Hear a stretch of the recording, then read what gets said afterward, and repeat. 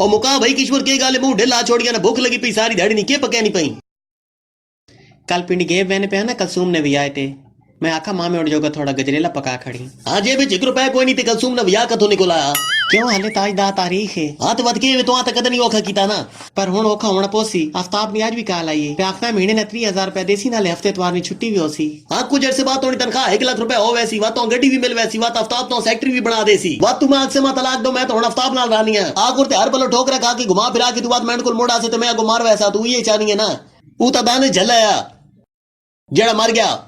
मैं मरने वाला ना मैं सारे मार के मरसा। मेरे पास तो मोनी स्टोरी बस का पे चले वो ड्रामा आया उसना हकीकत नाल कोई ताल्लुक नहीं। ड्रामा आया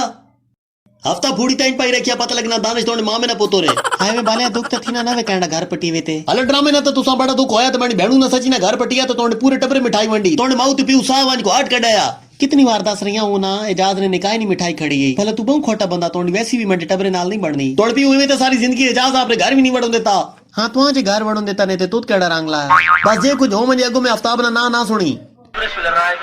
मेरे पास तो मोनिया बाई किस्ता ही त्रई किस्ता ही चवी ना चवी जरा चवी उठे तू कौन है देव तोड़ा बेगैरो ती तो ना पता होसिया 5 नमाज़न या कुल रकाता कितनी आन पीना ड्रामा चाहिए वतना बच गए खुद फकरू तुसी मान को लिखवा के नो इस नाल भी घर जनानी दानिशाला हाल करेनी होसी तुसी मान को लिखवा के नो इस नाल घर जनानी दानिशाला हाल